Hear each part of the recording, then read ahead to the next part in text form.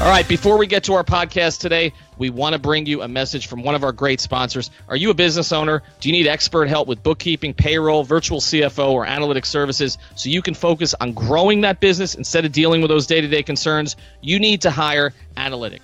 They'll take care of all that stuff while giving you insights about your company for better long-term decisions. You can find them at analytic.io. That's ANALYTIQ.io. Or email info@analytic.io.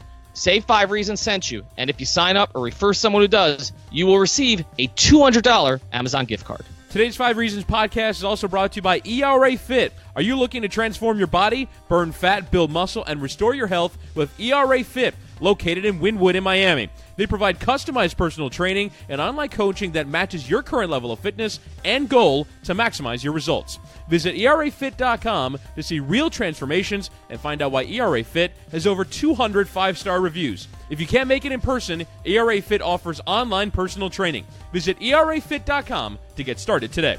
All right, and before we get to everything here, I want to let you know you should stick around to the very end of the episode, not because we're expecting it to be great, although it probably will be, but also because we got a big announcement to make about the 5 Reasons Sports Network at the end of the pod. And now, on with the show.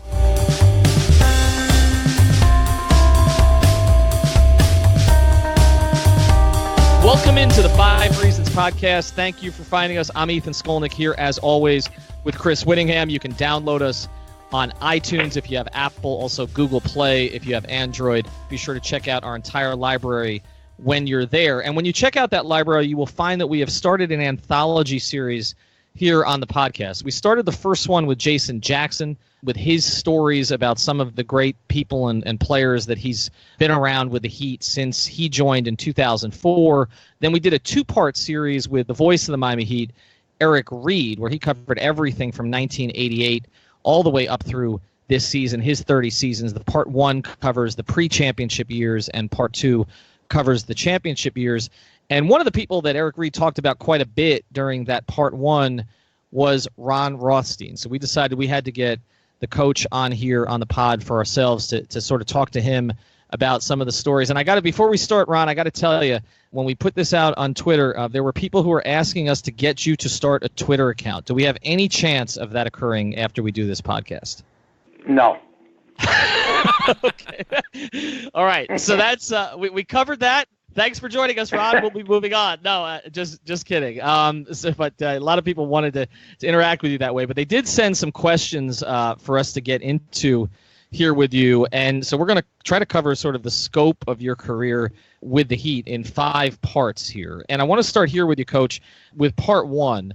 And when you were an assistant with the Detroit Pistons, and you obviously had been around some really, really good basketball during that period of time, championship basketball, how did the process come about where you ended up being hired as the first coach of the Miami Heat?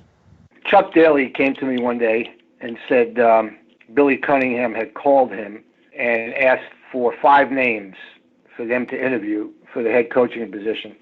And Chuck told me, he said, I'm only giving you one, and if you don't hire him, you're stupid. And so then the next thing I know, Chuck told me that Billy had called Jack McCloskey, who was the GM of the Pistons, and asked for permission to talk to me. And Jack said, okay, so I should be expecting a call from Billy. And this is while I don't remember if this started late during the season at 87, 88 or early in the playoffs. But I started to have conversations with Billy over the phone, and then we met a couple of times. But this was all with the approval of the Pistons. So you go all the way to the NBA Finals with that Pistons team. I would presume you stayed through that run. So when did you actually take the job, and then how difficult was it to kind of stay focused on the task at hand with the Pistons going into a 7-game series with the Lakers? Well, that was my focus. I really didn't give it a whole lot of thought about Miami. I really didn't. We had conversations, but it was all going to be left on hold until I was done. We were done with that season. And they weren't going to make any decisions. They were going to wait for me to come down and have the big interview and meet with Lou Chaffel, with Stu Inman. I had already met with Billy. And we finished, I believe, June 21st or something like that. And then I don't think I came down to Miami until maybe a week later. and we talked, and then I went back to Detroit. And then I would say, I think my press conference was actually like July 11th or 12th or something like that, after I had accepted the job. But I went back to Miami, and then we started a series of phone calls. Negotiations were going on. They were talking to my agent. All of a sudden, I had an agent. I didn't need one before then, but all of a sudden I had an agent because I didn't know what I was doing. And things progressed fairly rapidly, and then we decided to take the job. When I say we, I mean my wife and I, because every step of the way throughout my whole career, she's been by my side. She's been my partner, and very, very important person in my life. So how did expansion work? Because obviously I think a lot of fans, my age, I'm 25 years old, I wouldn't remember sort of the opening days of the franchise. So what was the expansion draft like once you actually take on the job, building out a roster, finding facilities to play at, and all that it required? What was that whole starting something from scratch like? I presume not with a ton of time in between leaving the Pistons in what would have been June, and then the following October having to start with an entirely new team. Well, really, most of the stuff was done without me. The expansion draft, the college draft, that was all done. I had not been hired yet. I mean, it had to be done because you had a season coming up. What I faced was, when I took the job, was A, putting a staff together, B, sitting down with the front office people and deciding which free agents we wanted to go after, planning for rookie free agent camp and summer league. And then it was, putting a roster together. Who are we going to invite to training camp after summer league? Who do we like in summer league? I came in and I hit the ground running. My main job was to put a team together. Which guys do I want? Which guys don't I want? And then putting the staff together and trying to decide how I wanted to play, what I thought was important for an expansion team. And let me just say this, expansion at that point in time was not very expansion friendly. Because what they allowed teams to do, they allowed the existing teams to protect 8. And then if you drafted one guy from them, they could pull another guy back. And there aren't too many teams after you get through the first 8 that have many good players.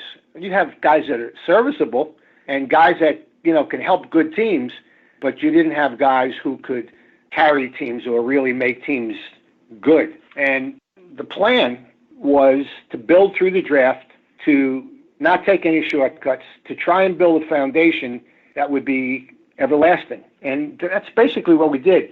People will probably forget that the Miami Heat was the first in modern-day expansion, the quickest to the playoffs than any other team. The Heat made it in the 4th year. Unfortunately, I wasn't there, but I like to think I laid the groundwork in the first 3 years. And in the 3rd year, see, what we did each year is we got younger. From year 1 to year 2, we got younger. From year 2 to year 3, we got younger. Because what we did was we got rid of the veteran guys who were available, who really were marginal players to begin with, and went with young guys. So by year 3, we were playing 10 guys every night. And the 10 guys consisted of 3 third-year players, Ronnie Cycli, Grant Long, and Kevin Edwards, 3 second-year players, Glenn Rice, Sherman Douglas, and, oh boy, I'm missing somebody. Sherman Douglas and Terry Davis, and 4 rookies, Keith Askins, Bimbo Coles, Alec Kessler, and Willie Burton. That was our 10. And we won 24. I mean, we won 15 the first year, 18 the second year. And, we got a little bit better each year. We won 24 the 3rd year. And I like to tell people if we could have made foul shots, we might have won 30 or 32. I might have kept my job. I might have been around for a long time. But, you never know how that's going to go. But that was basically what happened in the first 3 years. And then year 4, big jump. There was another trade made. Sherman Douglas was sent to Boston for Brian Shaw. And then there was another key draft pick, Steve Smith. So you added Brian Shaw and Steve Smith to that mix of basically the group that won 24 the year before. And they jumped to 38, and they made the playoffs. And that was the quickest of all the expansion teams. No one else did it in 4 years.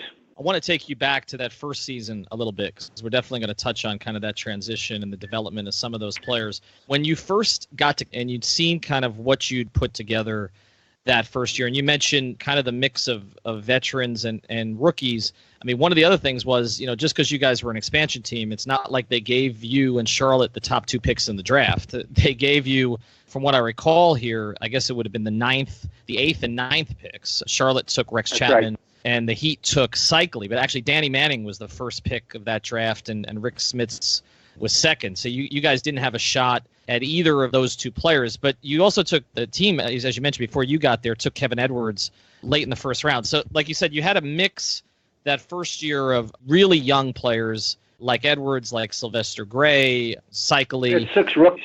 6 rookies, and then you had some, as you mentioned, some veteran guys like a Pat Cummings, and then I guess Rory Sparrow came in late, right? So Rory was a free agent. Okay. I was begging them the whole preseason, sign Rory, sign Rory, sign Rory. And they didn't want to do it at first, and then I think we signed Rory the day before the season opened. And, there were other things going on. That expansion draft was pretty wild because I know they said to some teams, listen, we won't take so-and-so, give us a second-round pick. So if it was a veteran guy who that team valued some, you'd sort of bribe them and you go, all right, we won't take so-and-so, give us a second-round pick. And things like that went on. I mean, we got a second-round pick from the Lakers not to take Kareem Abdul-Jabbar. Something like that. That would have been a good way to start the franchise. So you end up with well, he was done. yeah, he was finished at that point. And if he had gone to the expansion team, people in LA would have rioted. So you end up with this mix. So what did you, as you mentioned, you didn't get Sparrow until right before the season. When you looked at the players that you had in camp, what did you think that the reasonable possibilities were with that group? I didn't really know, but let me tell you this. I never thought it was going to be as tough as it was. I just didn't. I figured we'd struggle. Maybe we'd win, 20 games or whatever. I never expected to lose the first 17. It was an eye-opening experience. It really was. But, in the first 11 games, I think we lost 4 by 3 points or less, if I remember correctly. So when you do finally get that first victory, it took a while. Eric Reed was telling us that all of a sudden there was some national coverage of, the losing streak to start the season. Can you sort of relive that first win of your Heat coaching tenure? I still see that ball hanging on the rim.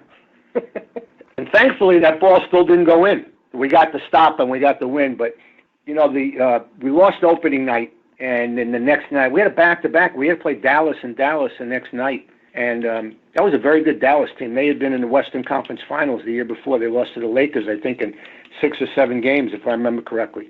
And we went into Dallas, and with 30 seconds to go, we were down 2 with the ball. For some reason, we played Dallas 6 times that year, because I don't know if you guys remember, they put us in the Western Conference. What? And we were in the Midwest Division. So we played the teams on the West Coast 4 times. We played the teams in the Midwest Division 6 times. And we played the teams in the East 2 times. And what they did was they rotated each team that came in. Like the next year, Charlotte went into the Western Conference. And the first year, Orlando came in. Or second year, they went into the Western Conference. Because there were 3 teams in the East and 1 team in the West of the 4 expansion teams. So to try and even it out, they kept rotating who would, which team would go to the Western Conference. Because you couldn't have all the expansion teams in the East, just wouldn't have been fair. But for whatever reason, we played really well against Dallas, all 6 games. I know we won 1. Maybe we won 2. I'm not sure. But we gave them all they could handle. But that was the second game of the year, second game of the franchise. And then we had a bunch that we lost. And then we had a week where we had 3 home games. I'll never forget this. I think one was against Portland, I think. One was against San Antonio. And I can't remember what the other team is. And we lost all 3 games by 2 or 1. How's this for a stat? Over the 3 games, the free throw attempts, totals, for the 3 games, our opponent shot 93, we shot 31, and we lost by 2 and 1. You're still trying to get that fine. So if someone was trying to convince me that officials didn't think, it didn't matter who was on the court. They didn't see names or numbers, they just saw players. If someone was going to try and convince me that was true, they would have an awfully hard time. I think that stuck with me for a long, long time. It's only been 30 years, Ron. I mean, I don't know if they could still issue you a fine 30 years after the fact. It's a different commissioner now. They would like to. They would like to. But And then anyhow, so the losing streak started, kept going, and then I remember we were somewhere on a road, and I think it was in Chicago. I came out of the locker room, and all of a sudden, there was like about 20 reporters. And I'm looking around, and I'm going, I said, fellas, I don't work for the Detroit Pistons anymore, and this is not the playoffs. What are you all doing here? Well, we had become a national story because we are well on our way to setting a new record for consecutive losses at the beginning of the season. So, we were the butt of a lot of jokes. I think Letterman or somebody else, whoever it was, I think they, after we won the first game, mentioned that if we won again, they were going to have us all drug tested or something like that. I don't know. And but the first win was the Clippers out in L.A., and my wife likes to tell the story that the phone started ringing off the hook at 1:30 in the morning. And the Clippers, how about this for an oddity? We played, the 3 years I coached the Heat, we played the Clippers 8 times. 4 the first year because they were, we were in the West, and twice each year after that. And the only time we ever lost to them was opening night in Miami. We beat them 7 straight times. That's the only team, as coach of the Heat, that I had a winning record against. By the way, okay, so I've looked up the numbers, Ronnie, and I'm totally with you in terms of your complaints. So it was a 3-game run. It was San Antonio, Portland, and Sacramento. You lost by 4, 3, and 2. And the free throws, 30 for San Antonio, 44 for Portland, and 47 for Sacramento. I am with you 30 years later. That is egregious. It was comical. It almost was. I mean, it wasn't right. It just wasn't right. And part of the problem is officials being human, they read the papers, they see TV. This team is no good. Well, they can't do that. You don't get a 50-50 call. If it's 50-50, you will not get the call. Now, is it different today? Well, you can make an argument one way or the other. All right, now we're going to take a quick break. We'll be back with Ron Rothstein in a moment. All right, Chris, one of the things that we're doing on our Twitter account now, at 5 Reasons Sports, is we're holding contests. So we actually held a contest based on one of our recent episodes about the Marlins with Billy Gill of the Levitard Show, where I asked a question, which was tied to the episode. How would the Marlins win your love back? How would they win your affection back? Because obviously they've played with emotions in this town for so long, and Billy Gill among them. And so we put out the question and looked for the best answers, and then we put the best answers on a poll. And the winning response came from @Barticus_Rex. What he suggested, Chris, was that the Marlins make Billy Gill the Marlins man, because there is no Marlins man now, right? Because Marlins man bolted because Derek Jeter wouldn't let him ride around on a car or something along those lines. And I think it was something to do with as well. He wanted to pay for like 3 years worth of season tickets at the current rate, and Derek Jeter wasn't having it. Correct. And then Marlins man ended up traveling to the British Virgin Islands to figure out if the Marlins really were registered there. So this has become a whole scandal. But it was a good answer by Barticus_Rex, and what he got for winning the contest, he won the poll going away, was he gets to promote his business on our podcast, which is a pretty cool thing because Space Wolf, we work with Space Wolf. You should check them out at @SpaceWolf, 2 F's at the end, or spacewolf.com. And what we offered was a free sponsorship of our show and to promote your business. And it just turns out this is a pretty cool business, and I think I'm actually going to order from them. So let me tell you a little about them. Our sponsor today is Orange Creek Farms. They're the winner of the Space Wolf Twitter poll. Say that 3 times fast. If you like meat, you're going to want to order this now. All their meat is premium, hormone-free, and antibiotics-free, and naturally raised in the heart of farm country, which, of course, Chris, is Iowa. I mean, again, how did they reach out to us from Iowa? Because a lot of people follow us at 5 Reasons Sports. I mean, we are known as Sports by Miami, for Miami, but we're also for Iowa. So it's just we're nationwide. We're nationwide. It spreads behind our borders. I love this ad. Go on. It's a great ad. You can get their Berkshire pork cuts, such as thick-cut pork chops and gourmet brats, or their Angus beef cuts, such as bone-in ribeyes and filet mignon. Insanely delicious-looking 12-ounce New York strip, starting at $10. You can get New York strip out of Iowa. It's great. Great country we have here. Delightful. It really is good. Get 10% off using the discount code Miami at checkout at orangecreekfarms.com. So go to orangecreekfarms.com right now. Check it out. They have, a ton of stuff on there. I'm actually probably going to order tonight. Tell your friends. Use the discount code Miami, and you get 10% off. And the pricing, I looked at it, Chris, it's not that bad to begin with. So you get 10% off. It's a pretty good deal. So we're going to run more of these contests. We thank Space Wolf for doing this. And again, check them out. SpaceWolf, 2 F's at the end.com. They're working with all of our podcasts, and they're doing a great job. So that's our sponsor for today.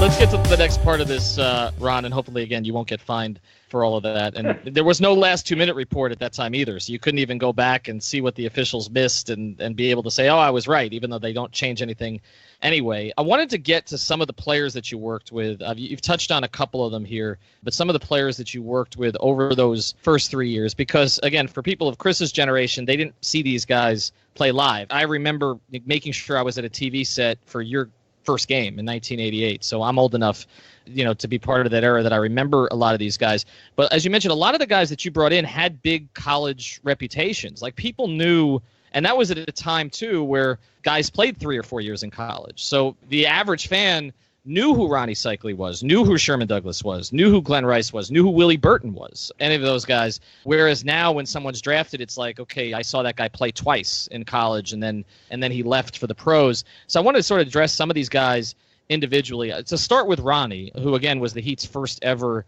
draft pick and came in with the big reputation. Your time working with him, how close did he get during that period of time to the player that you envisioned that he could be? If you remember, Ethan, he did not have a very good rookie year, but in year 2, he was most improved player. He won the most improved player award. Ronnie took to the off-season program that we put him through after season 1. He worked extremely hard, and he developed into a very good NBA player. And he had a great year in year 2, again, winning the most improved player award. Unfortunately, in year 3, he got hurt, and he hurt his knee, and he missed, I want to say, close to half the season.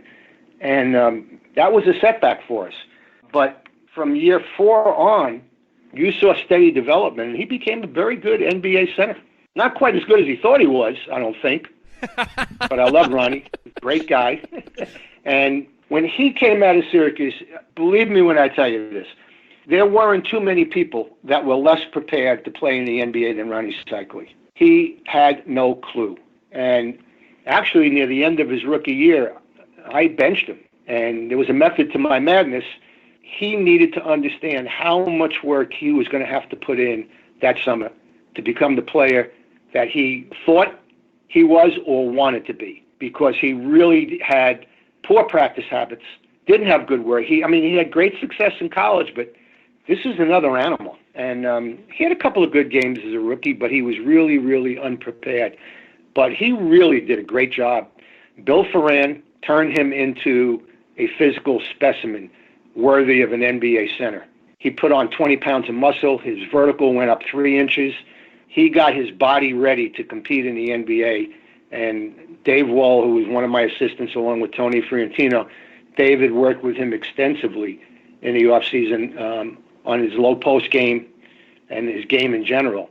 And it all came together, and he had a great second year. So you mentioned, Ron, laying the foundations, right, and the method to your madness. What for you were kind of the most important things that you had to get done in the early years of the Heat so that a foundation could exist for the next coach to go make the playoffs in year 4? What were some of the most important things that you felt you had to do, or the work that you had to do?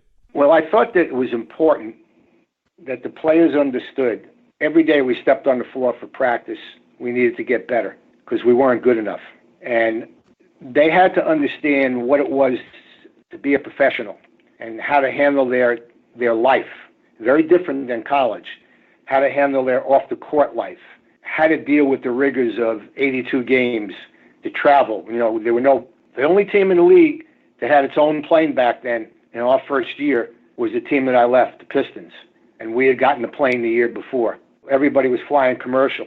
And you would play 3 college seasons in 1 NBA season. And there was the proverbial rookies will hit the wall at around game 50 or something like that. And so it was the daily grind, really, to try and teach them how to be professionals, what this game was all about, how to play this game professionally, how to prepare, how to take care of yourself, and how to deal with the frustrations of losing. And many of them had come from programs, well, most of them, whoever they are, they come to the NBA, most of these guys have been winners. And all of a sudden, they're not winning a whole lot. And many nights, they're getting pounded. It was too many young players, not enough talent. Some people tell you the coaching stunk, whatever. But it was a combination of a lot of things. But I take a lot of pride in the fact that every year of the first 3 years, that we got better after the All-Star break, because what we were trying to do finally was starting to take hold. And I also take pride in the fact that none of those teams ever let go of the rope. They just kept plugging and plugging and plugging. We played hard all the time. And I think a lot of the players didn't quite understand back then, but if you ask them today, they understand now. All right, now we're going to take a quick break. We'll be back with Ron Rothstein in a moment. Welcome to the Heat Beat Podcast. I'm your host, Carlo Navas, and unfortunately the Heat have been eliminated from the playoffs because the Sixers and the referees are clearly cheating. Jokes aside, we're still going to be going strong. Every Monday, look for new episodes of the Heat Beat Podcast. We're going to be going into the Heat's future, past, and present, as well as going around the league, and we're going to be guest-heavy throughout this postseason run. So check us out at MIA Heat Beat on Twitter and Miami Heat Beat on Facebook so we can keep you posted on what's to come. I want to get to your second year. So you get through the first year, you win the 15 games, you end up with the fourth pick in the draft. And again, I'm going back through these names, and because again, I used to follow college basketball a lot more closely than I do these days. I think a lot of people did, and there were big names at the top of that particular draft. And Purvis Ellison goes first, Danny Ferry goes second, Sean Elliott goes third. How much of a say did you have in the selection of Glenn Rice at number 4 overall? Well, I had a lot of say. I didn't have the final decision. That final decision belonged to Billy Cunningham. But I was very involved in the process, the draft process, all the interviews, the workouts. And we were done April 15th. We weren't going to the playoffs. So a big part of my job was to help get involved in the draft and find out who these kids were and, help us make a decision. And that was an interesting draft in this regard. It panned out there was a big 4. We never got real lucky in the lottery, as you know. We had the worst record, but we didn't have the number 1 pick. And the worst pick we could have had was 4, and that's what we got. We didn't get 1, 2, or 3. We got 4. Okay, we couldn't get any worse. But we lucked out in this regard, in that the way that draft worked out was there was a top 4. And a lot of people had it in different orders. There was no clear-cut number 1. As a matter of fact, Purvis Ellison, who was the number 1 pick, surprised a lot of people. A lot of people thought Danny Ferry would be the number 1 pick. And then there were people who said, no, it should be Sean Elliott. And there were people who said, no, it should be Glenn Rice. So what basically happened was we sat back. I mean, we did all our homework. We did all our work. We were prepared for whatever, trades or whatever. But we just sat back and, okay, whoever falls to 4, that's who we're taking. Because there was a clear-cut drop-off after 4. So Glenn Rice fell to us. Worked out pretty well. You bring him into camp. How much did that change the outlook going forward? I mean, did you think you had a core piece that you could build around? Yes, absolutely. Matter of fact, as a rookie, I think he had more long twos than anybody ever saw in my life. And I knew that it was just a matter of time that he would become a really, really good three-point shooter. But, we never pushed it. I just wanted him to be comfortable. And Glenn came in, actually, he came in overweight. There had been a contract dispute, and he went back to Michigan, and he didn't do anything, and he came in overweight. And then he tried to catch up, and he sprained his ankle. So the beginning was a little bit rocky. But overall, he had a very, very solid rookie year. And then in the offseason, heading into year 2, he came in and he fractured his thumb. And Tony Fiorentino did a lot of work with Glenn, and they worked a lot on his left hand. And he was never considered a great off-the-dribble guy. But as I told Glenn, I said, listen, you don't have to be. All you have to be is a 2-dribble guy, because you're so dangerous with your shot. People are going to fly at you. And all you got to do is show it and go. 1 or 2 dribbles and you get whatever you want. And, as his career developed, he became pretty adept at that also. How disappointing was it at that point? Because, as you said, you built the foundation to that stage. You felt like you had sort of a core group of young players that you could move forward with. You were going to be getting another high pick the next year, where, as we talked about, ultimately the team took Steve Smith, who ended up becoming a foundational player, for that period of time for the franchise. How disappointing was it not to be able to continue with that group and see where it went? And is that something all these years later that you still think about? No, I don't think about it. It was disappointing. Let me put it this way. I had a really good feel that we were getting better. But in all honesty, I wasn't positive, because there was this little nagging thing in the back of my mind. Nobody really took it seriously. So they get into the game and all of a sudden they go, oh, we're in a dogfight now. But the preparation wasn't there like the Lakers were playing the Celtics kind of thing. You know what I'm saying? So I wasn't quite sure. Yes, I wanted to come back. I saw things starting to come together. I wanted to finish the job that I had started. I thought that I had earned that opportunity. But on the other hand, I was really tired. Mm-hmm. Try coaching an NBA season and win 15, 18, and 24 in 3 straight years. Right. It's hard, man. It's really, really hard. And not too many people know this or remember, but I had never missed, in all my years as a coach up to that point in time, I had only missed one game when I was a high school coach, and I had the flu and 104 fever or whatever it was. But I had never missed a game in the NBA, and during that 3rd year, we had just finished our first ever 500 month. We were playing well, and all of a sudden, I got sick. No one could figure out what it was. They put me through all kinds of tests, had me on a heart monitor. I couldn't get out of bed for a week. I had absolutely no strength. I barely was able to make it to the bathroom, and nobody knew what it was. I'll tell you what it was. It was stress. Mm-hmm. It was wear and tear. You know what Ty Lue's going through, and they talk about, they did all kinds of tests, and they couldn't find anything? I know what it is. And he's winning 60 games a year. Right. Look how old that guy's gotten to look in a couple of years compared to what he was when he started. The job will just gobble you up if you let it, and most of us do, because that's who we are. And so because of that, I kept saying to myself, I don't know if I can really handle this if we come back next year and we're really not that much better. I don't know what I would have done, to tell you the truth.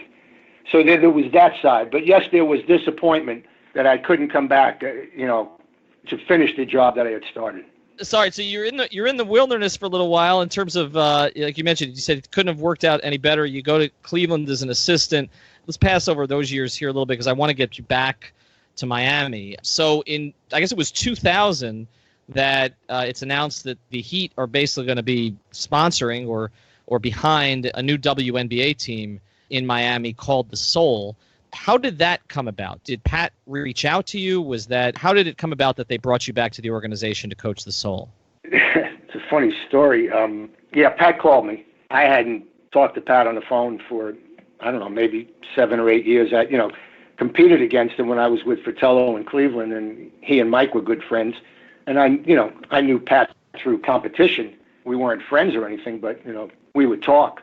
And actually, when Pat went to New York, when the Heat let me go, he and I had a conversation about me going to New York with him doing something. There was no coaching position, but I had already committed to go back to Detroit. And now, 8 years later, all of a sudden, my wife and I had just come back from Israel. We had gotten fired in Cleveland after 6 years, that in June of '99. And I wasn't quite sure what I was going to do, but I had a year to go on my contract, so I didn't feel any real pressure. So I got a call from the Coaches Association, would I want to do a clinic for the Israeli Coaches Association? And I had never been to Israel before, and I said, yeah, sure. So we went and we did it. I did it, and we had a great trip, and then I came back. And I was back in I was back in Cleveland maybe 2 or 3 days. And I was out one morning, my wife called me and said, you just got a call from Pat Riley. He wants you to call him. And here's the funny part. The funny part, while I was over in Israel, I saw a 4-team tournament, including Maccabi Tel Aviv.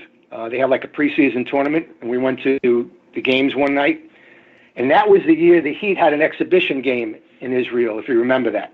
But what happened was, so I knew they had an exhibition game and they were going over. So my wife says to me, Pat Riley called, he wants you to give him a call back. And I said to myself, Riley, he's unbelievable. He just found out that I was over in Israel. Maybe I could give him a scouting report on Maccabi Tel Aviv. That's what went through my mind. Okay? I picked up the phone, I call him back, and I said something to Pat. I said, Pat, listen, I don't remember much about Maccabi Tel Aviv. He said, no, that's not why I'm calling. He's such a competitor. He had to get the scouting report on Maccabi Tel Aviv. And then he mentioned that the reason he called was that the Heat was going to put a team in the WNBA, and that he knew that when I was in Cleveland, that Cleveland had a team, and he had heard maybe from Tony about, I had gone to practices and watched games, and, I really enjoyed watching them, and that I had some familiarity with the WNBA, and he knew I was, was out of a job. I had an offer that summer to go to Chicago as an assistant, and eventually I turned that offer down because I just didn't think it was the right situation. And so Pat mentioned it to me, and he asked me if I'd be interested in being the head coach and general manager. And I said, yeah, I think so. We started talking, and then eventually I came down and went through the interview process and met Kim Stone, who was my director of operations. And then we decided, I wanted to, this is what I wanted to do. Came back to Miami in late fall of '99 to start the process of putting another expansion team into professional basketball in the same city. Who else could be dumb enough to do that? I wonder if anyone else has done that in the history of the NBA. Oh, I'm definitely a trivia question in there. Absolutely. And but it was very, very different, the process, and it was much more expansion friendly in terms of what you could do and players that were made available to you. And I was also the GM, so I was responsible for everything that went on with the Miami Soul. And Pat gave me that freedom, and Randy gave me that freedom, and it was a great experience. I absolutely loved it. And you had some success. I had no desire to come back to the NBA. And I'm looking at the numbers. I was trying to remember this. I mean, you guys did, as you mentioned, it was more expansion friendly. But that second season, you guys were 13-19 your first year, but you went 20-12 the second year and made it to the playoffs. So you did have some success with that group. I mean, as you mentioned, you loved it. Did you think it was going to last longer than it did? Because it went for 3 seasons. How sustainable did you think it was when you got started in it? I didn't really know, Ethan. It was more day-to-day, year-to-year kind of thing. I knew the league was struggling. I knew we were losing money. The big problem was the Heat was really losing a lot of money back then. Things weren't going well for the Heat. And I think if things had been going well from the Heat, I think there's a good chance we would have kept the franchise. But the long and short of it is, yes, we were 20-12 in the second year. Third year, one of our big post players, Elena Baranova, stayed to practice with the Russian team. She didn't come back. Ruth Riley, who we had drafted after winning the national championship the year before, and helped us to that 20. Those two were like our twin towers, and Ruth got hurt and missed half the season. We came back and we missed the playoffs by 1 game in year 3, but we were poised. Believe me when I tell you this, we were ready to win the championship. We had 2 of the first 8 picks coming up. Ruth was coming back healthy. There was a good chance that Baranova was coming back. We had made some trades. We were going to go back and build on that 20-12 season the second year. No other expansion team got the double figures. No one got the double figures in year 1, and we won. We actually won more than I really wanted to. But we almost made the playoffs the first year. We missed by 1 game. And, I mean, there's a bunch of stories that go along with that that are really pretty funny. But when the Heat gave the franchise back to the NBA, and that's what happened. You would run the franchise for the league. It was very different, the model. And we were poised to contend for the championship. So what happened, our team was dispersed. Well, Ruth Riley got picked by Detroit. And then they got one of our draft picks, who that would have been us. And that draft pick turned out to be Cheryl Ford, Karl Malone's daughter. They won back-to-back championships. That was us. Plus, we had another pick in the lottery. And like I said, we had made a couple of trades. We had really made ourselves stronger. We were ready to win the championship. And if not, at least really compete, get past that first round, but wasn't meant to be. So I was out of a job again. Right. We're going to take a quick break. We'll be back with Ron Rothstein in a moment. Hello, this is Chris Joseph, co-host of the Ballscast. Some of you might have heard our earlier promos on this podcast and wondered, what in the holy shitfuck is the Ballscast thing all about? Well, Ballscast is a comedy podcast about Miami sports, culture, and politics, and sex, and food. You know, all the shit that matters to those of us who call the 305 home. We also throw in parody songs and comedy sketches and invite the occasional cool-ass guests, and my co-host Slim and I do all of this while completely baked out of our gourds. So, if you love Miami sports, but you're also into laughing and living your fullest life in this beautiful city we call our home, then please download Ballscast wherever you consume your podcasts. Then, sit back, relax, and enjoy the crazy. Now, listen to some fart noises. So you end up then, as you said, you were okay with never coming back to the NBA, but then you get the opportunity to join the staff of the Heat as an assistant. And, I wanted to go through that. Well, before I did that, Ethan. Okay, oh, yeah, that's right. You went to Indiana first. That's right. And that was, if you go back and look, that year I was in Indiana. We had the best record in the league. And we lost to the Pistons in the Eastern Finals because Jermaine O'Neal and Jamal Tinsley went down in the Eastern Finals. And then Detroit beat L.A. in the finals. If we didn't get hurt, we were winning the championship that year. That was Ron Artest's best year. He was Defensive Player of the Year. That was Dwayne's rookie year. Do you remember the first round, the second round of the playoffs? They gave us a hard time. We were also having a hard time internally with Artest. Yeah, I can imagine. And that was also the series. People remember that not only for the way Dwayne played in it overall, but the dunk on Jermaine O'Neal. I think a lot of people remember that from that particular series. So you're with the Pacers again for that 1 year, 2003, 2004. You come back to the Heat in 2004. Was that Pat who brought you back? Was that Stan who brought you in? How did that take place that you end up with the Heat back in 2004? Well, basically, it was Pat. Pat brought me back. And Stan called me and asked me to come in so we could talk. We sat down and we hashed some things out, and it was great. I think the year and 20 games that Stan and I worked together, I thought we had a great relationship, and things worked really, really well. And Pat's concern back then was there wasn't a veteran, older guy who had been through the wars on that coaching staff, and that was a very, very good coaching staff. And unfortunately for Keith, he's the guy that had to go behind the bench. But Keith he's always told me that, Coach, you gave me my chance. And so we've had this connection for a long, long time. And he handled it like a real pro. And the other guys on that staff were Bob McAdoo and Spo. And things just clicked. A great group of guys.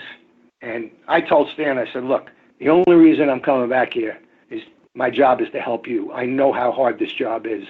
And whatever I can do to help you be a better coach, you tell me and I will do it. And that's how it worked. And then the coaching change in the 2005-2006 season. I know that team, we talked to Erik a little bit about this. There's a lot of belief, and I believe this too. I know Erik believes it, that team probably goes to the finals in 2005, if not for Dwayne getting injured in, Game 5 of the series against the Pistons, and then missing Game 6 and not really being right in Game 7. So clearly you guys were close. Let me interrupt you for a second. Mm-hmm. From a very personal standpoint, that's 2 straight years I lost to the Pistons because the team I was with got hurt. I was sick and tired of losing to those guys. Right. So when we beat them the next year, man, was I happy.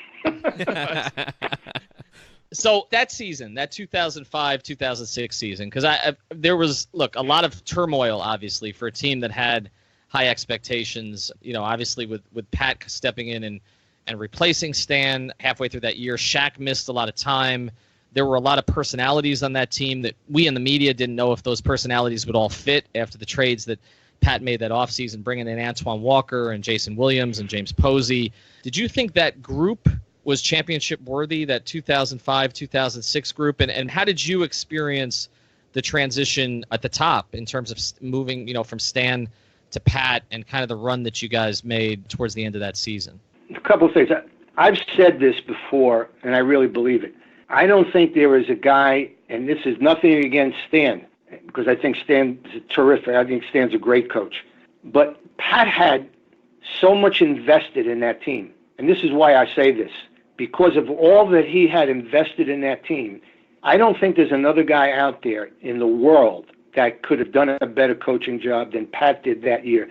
And it had nothing to do with X's and O's. So what did he do? He believed in those guys. He just believed in those guys where, not everybody else on that staff believed in those guys the way he did. Listen, he's the guy who brought them there. And your reputation is on the line. And, you're the guy who put this team together. And obviously, early in the year, Shaq had gotten hurt again, and things were not going well. I think when Stan left, I think we were 500. And that season was no magic carpet ride. And there were a lot of ups and downs. There was some crazy things that happened that year, really. And the turning point came, I think it was in February. And in Dallas, they beat us by 40. Do you remember that? That night in the locker room after that game is when things changed. And from that point on, we became a team that if things kept trending in the right direction, we were going to be a factor. We were going to be, because we still had Dwayne Wayne and Shaquille O'Neal. And we had Zoe. I mean, we had a roster of talented players. And, Pat's experience in dealing with multiple personalities, like he did the years with the Lakers. Everybody thinks that was Showtime, it was easy and everything. No, buddy. No, it wasn't. They were very talented, but it's not always easy to coach talented players. I want to fast forward a little bit because you mentioned that team had some challenges along the way. I remember vividly being in Chicago during that first round series when the Bulls the young Bulls team tied that thing up 2-2. And I remember things looked like they were coming apart. I remember Gary and Dwayne yelling at each other on the court where we all noticed that. And then that run that the team got on after that, the way that Shaq played in that series following that, but also the run that they got on. And again, you mentioned beating Detroit, the game that Jason Williams had against Detroit, and then going through the finals and what Dwayne accomplished. For you personally, what did all of that mean? Because you mentioned you didn't have a chance to kind of finish the job with the expansion team and see what you had built come to fruition. Then sort of the same thing happens with the Soul. You're in a situation when you're an assistant with Indiana and you have injuries and you can't get past Detroit at that point. How did you experience winning that championship? What were the thoughts that went through your mind in Dallas when you guys won? I was numb. I really was. The game ended, and I was in sort of, how normally you jump in the air and you're excited and everything? I was like sort of stunned. It was a strange reaction. I never would have expected I would have reacted like that. And it was almost like, I don't believe it. This actually happened. And it wasn't, I don't know really how to put this, but it wasn't really, it was more about, I was just glad to be part of a team that finally won the whole thing. Because I had been so close a number of times, going back to the 88 finals and when I was with the Pistons against Pat's Lakers. And the 2 years before that, one with Indiana, one with the Heat against Detroit. And the year before, we were in the finals in 88, when I was with the Pistons the year before, in the Eastern Finals against the Celtics. And something always happened that kept us from winning. And finally, I was part of the team that won. Can you kind of run through, Ron, sort of that game? So it was game 3, that fourth quarter. You're down double digits in the fourth quarter to Dallas.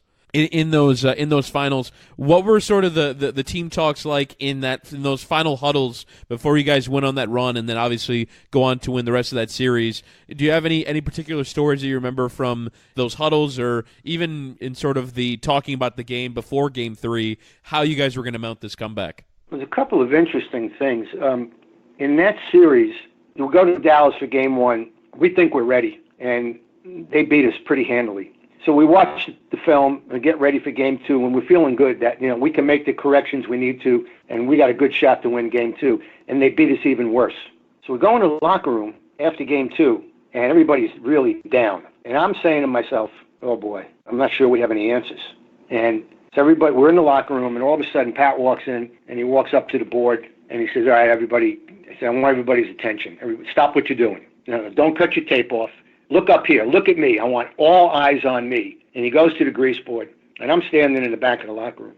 And he goes to the grease board, and he writes on the board 6/20/06, and he underlines it. I'm standing in the back there, and I'm looking at the board, and I'm saying to myself, what's he doing now? Because you never knew what Pat was going to do. Pat came up with some pretty wild stuff, and I'm saying, what's he doing now? And he says, okay. He says, everybody look up here. He said, see this? 6/20/06. He says, that's 10 days from now. He says, right here in this locker room, at the end of Game 6, we will celebrate winning the NBA championship. And anybody who doesn't believe that, you need to get the bleep out of here now. Well, I was ready to walk out the door.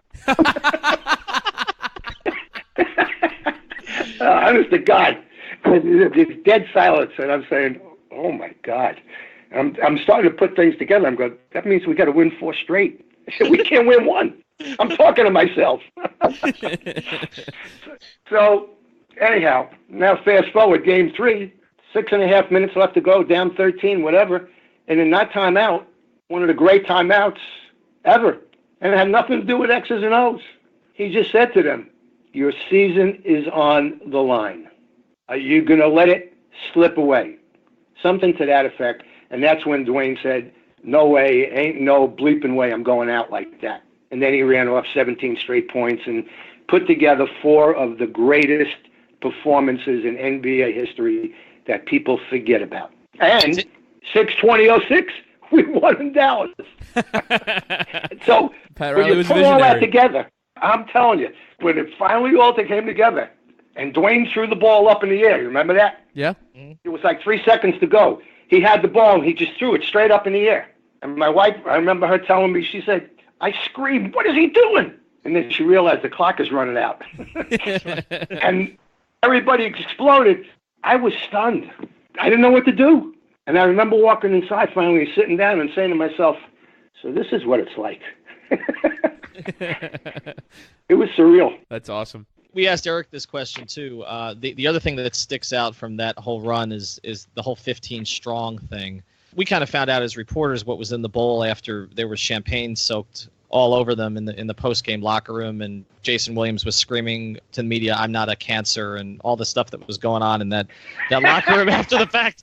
And Antoine was promising to drink until training camp. I mean, it was an interesting locker room, but He did. He did. And then He did.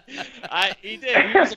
He was a man of his word. That was one of the more interesting post-game lockers I think I've ever been in. But how did Pat introduce the whole 15 strong thing with the team? Did he do that in front of the coaches? Was that, I mean, how did that? No. Pat was great at surprising the coaches also. He would do stuff. We'd sit there, look at one another, and go, "Did he just do that?"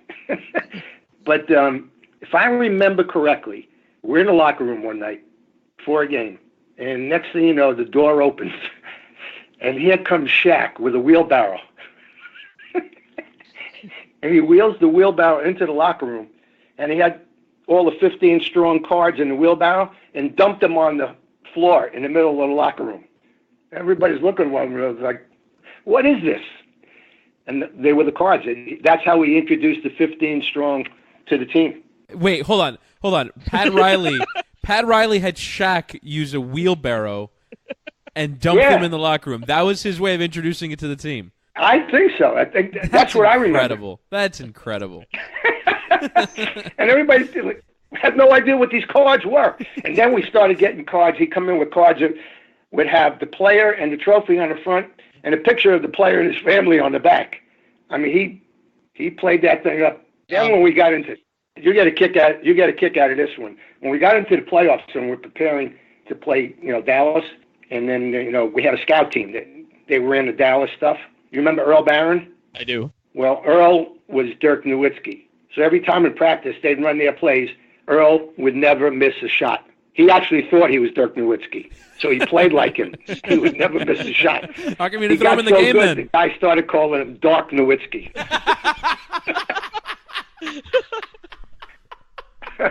That's brilliant. Oh, that's great. All right, so then you guys win the championship, 2006. You finally sort of get to that mountain. The team goes through a transition, a really rough year in 2007, 2008, with the 15-win season, which tied your guys' record from the inaugural year. Dwayne has 2 great years. And then, of course, in 2010, LeBron and Chris Bosh decide to come to Miami. We asked Eric Reed this question, and he gave us a pretty interesting answer. He said he found out LeBron was coming while he was watching TV in his bedroom, and Eric told us it was the happiest he's ever been in his bedroom. So I don't know if you want to get quite I don't know if you want to get quite that specific, but how did you experience LeBron's decision? And I mean, did you realize at that time how much everything was going to change? You knew things were going to change, but you didn't know how much. You couldn't. I mean, at least I couldn't.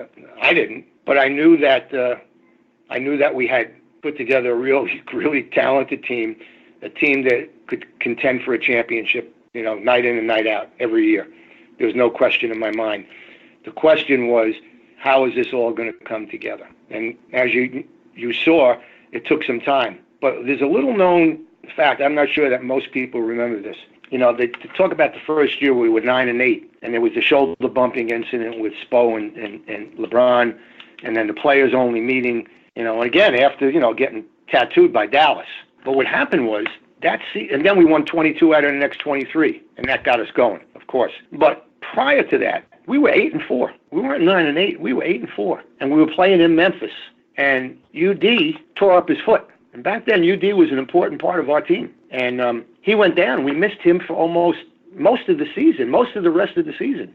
And when he went down is when we lost 4 in a row. So it took us a little time, but nobody talked about that. It was all about the big three, and it wasn't working, and Spo couldn't coach the team. But nobody said a word about one of our glue guys went down. So we were going through the process of making that adjustment. And as soon as, it took a few games and all that noise, but then right after that, it was an incredible run for 4 years, no matter how you look at it. So we look back on those years and on that drama as sort of being the height of, pressure that's ever existed on an NBA franchise. Do you have a story of what it was like at sort of the peak of that cauldron and really sort of be able to sort of articulate just how insane the atmosphere around that team was? Well, the thing that jumps out is the night we went back to Cleveland the first time. I have never seen anything like that. I coached for 50 years. I've been involved in the NBA for over 35 years. I was a high school coach for 19 years in some pretty intense rivalry games. I have never seen people react the way they did when we went back to Cleveland that night in regard to LeBron. It was frightening. It was scary. It was surreal. People just weren't rational. There was one guy, he was sitting it was beyond 8 rows behind our bench. So they would let people come down. They'd stop him at the 8-row mark. He was one, and there was a woman who sat behind our bench. I knew those people from my days in Cleveland. I knew him. I knew her. That woman and that fan from higher up, I thought the two of them were going to break blood vessels and collapse. They were screaming and yelling, and it was incessant. And they turned it was, somebody do something. Call 911. Get these people some help. And then, near the end of the game, I don't know if too much was ever made about this, but I'll tell you what, I remember a battery came flying out of the stands. It missed my head by a couple of feet and put an indentation in the floor. If that battery had hit somebody, that would have been a big problem. And that's when I knew we had to get the hell out of there. It was about 45 seconds left to go in the game. That was just, never seen anything like that in my life. Hopefully I'll never see anything like that again, anywhere. I remember the battery, Ron, because I remember that the rumors of that had started to spread. A lot of us in the media had left the press area. The press area in Cleveland is up in the stands, sort of towards the corner a little bit. You're not on the floor. And we were all up there, but I would say about halfway through the fourth quarter, because that game was also a blowout, and LeBron was playing. Yeah, killed him. Killed him. LeBron was playing at a really high level, and so things were going to get uglier. And I've mentioned this on a previous pod. I had been up in Cleveland for a couple days, so I had seen how the city was reacting to him and all the stuff that was going on and in the bars and everything, that it was going to be extraordinarily ugly. And so we went down there, but we heard rumors of the battery and everything else. And I'll never, ever forget that night. I want to move to one other thing with you here, Ron, and then we're going to let you go. As you look at the totality of it, of those 4 years, what do you think that team, that group should be remembered for? Well, it could be remembered for a couple of different things, but I think it was the excitement that group generated. I mean, they didn't call them the Heatles for nothing. It was a bit of a traveling circus. Part of it was because of the way the team came together with the LeBron's announcement, and then that ceremony in Miami Arena with the three of them, with the smoke, and not one, not two, not three, and all of those things. And we became the team everybody loved to hate. And at the same time, we developed an incredible following around the country because, people love winners. But probably more than anything else, the standard, the level of excellence that those guys played with, I think they were really, and I mean this sincerely, they were tremendously professional in their approach to their job and the game and the business and all of that stuff. And they were great entertainment. And when we were at the top of our game And when I say that, I mean mostly defensively, because we could generate so much offense off of it. And I guess I'm a bit prejudiced at that defensive side, as I've been accused of before. But we were really pleasant to watch. And to see, greatness. LeBron he's a signature player. Dwayne is a Hall of Fame player. Chris Bosh will probably be in the Hall of Fame. To see those guys, and then to see the way the other guys contributed. And, UD used to make jokes about the big 3 and the little 12, that kind of thing. But those guys cared for one another. They played for one another. And Spo will never, ever get enough credit for the job he did coaching those 4 years.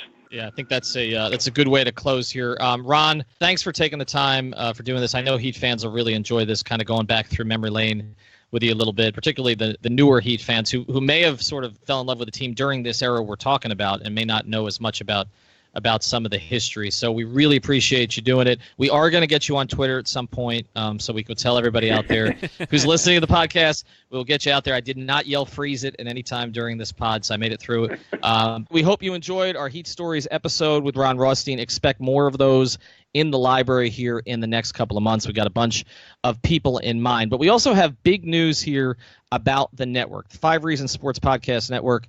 We have been going here for a little over 3 months. About a month and a half ago, we started adding other podcasts to the network. You can find 3 Yards Per Carry, Ballscast, and also Miami Heat Beat on iTunes, Stitcher, Google Play, and wherever else you get your podcasts. We are now adding a 5th podcast to our network.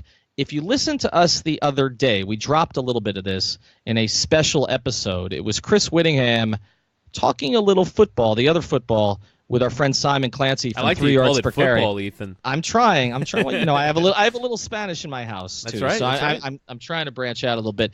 But that was just a teaser. That was just a taste of what's coming. So Chris, why don't you talk a little bit about the announcement that we're making here on this Monday as we drop this episode? Yeah, we are starting a football, soccer. I'm actually, one of the things I actually want to start out is the vernacular that Americans use to talk about this sport, because it has international sort of holdings, but also is kind of taken on this new form here in the United States, and I think the clash of culture is interesting. So a new football soccer podcast. It's called Pitch Invasion. Obviously, I have tweeted a lot about pitches in the last year. It really all started with the Dolphins having a really poor home field after having a really gorgeous home field for a while, and I would talk about pitches all the time, and it would annoy everyone because I didn't call it a field, and so that just kind of stuck with me, and so I wanted to use the best pitch pun that I can find, and it's actually a term in the soccer parlance, which it means, it's basically like storming the field, right? So it is their version of storming the field. They call it a pitch invasion, so that's going to be the name of the podcast. Obviously, the primary focus is Miami, because we're a Miami-based soccer network, and with MLS Miami hopefully coming into existence in 2020, obviously with that coming up, and it would end up being less than 2 years, want to start to get geared up for that and covering the latest news with that team once the stadium gets put in place, once they have a name, once they have colors, once they get a manager, once they have players, then we can really start to get fired up about that. Obviously, the European game, we're launching ahead of the Champions League finals. It'll be May 23rd is the launch date. And so we'll talk some Champions League. We'll talk some European soccer. I want to get to the entirety of MLS, obviously, because I think getting to know the league a bit before you come into the league is going to be important. And then we'll talk a lot about the World Cup coming up. We're going to have a lot of preview episodes. We have 5 preview episodes in the hopper. And then we'll get into basically every other day we'll be doing a podcast wrapping up the big games in the World Cup that starts June the 14th in Russia. We're really excited to start to cover that. So those will kind of be the main tentacles of the pod, and then we'll kind of move into the International Champions Cup, which has a big game here in Miami, or 2 big games actually, with Bayern Munich taking on Man City, Real Madrid taking on Manchester United, so some local soccer there. And then we're into the European club season, so we're going to be covering soccer of all kinds, and we're really excited to get started. Again, launch date is May 23rd, which is a Wednesday. It'll be up on iTunes, Google Play, and we'll get those links to you probably the week before it launches. And then you can follow it on Twitter as well. It is at Pitch Invasion 5R, the number 5R. So Pitch Invasion 5R is where you follow it on Twitter. Really excited to get started, Ethan. For me, this is really the culmination of a lot of interest in soccer that's kind of been held within, right? I talk with my friends a lot about soccer, and they'll have the odd kind of World Cup or something where we'll talk about it on a local basis, but for the most part, I have not had an outlet to really talk about soccer, which is a sport I would say now I am most primarily interested in at this point in my life. So I'm really excited to finally have a venue for this, and I'm excited to get started. I think it's all because we wouldn't let you put it on this pod, so we had to create yes, something we had to else. create a separate vehicle so that I wouldn't bother you with soccer talk. That is correct. Actually, a lot of people downloaded the short that you put out with Simon, so that did very well. So I do think that there's demand for this. I think it's very exciting. We have some other concepts, too, that you should stick around for. We may have announcements in the next couple months about those, but clearly going to put our energy behind this. I'm just curious how many times you're going to use the word parlance during the podcast. I'm sure it will be a few. And again, that's a term that you can save for that pod. So we'll do that over at Pitch Invasion. And the logo is pretty cool too. Yeah, Adam Smoot, big ups to him. Did a brilliant job. He did a very good job. So we are 5 deep now. The 5 Reasons Sports Podcast Network is 5 deep, and we do have some other concepts. We're not going to stay at 5 for too long. So definitely check that out. And again, always check out 3 Yards Per Carry, Ballscast, and MIA Heat Beat, Miami Heat Beat. We're trying to cover sports from pretty much every angle in Miami and beyond, because obviously you're going to be doing a lot of national and international stuff for soccer, but soccer is huge in Miami, and obviously the diversity in Miami lends itself to that. So excited about it. And again, if you have suggestions, please at 5 Reasons Sports. We run polls there all day, and download something called the Live Vote app, Google Play, iTunes. You can download that for free. We're going to start running contests over there as well, so definitely get on that too. And that's about all the news we have for you. Thanks again to Ron Rothstein. We'll talk to you soon.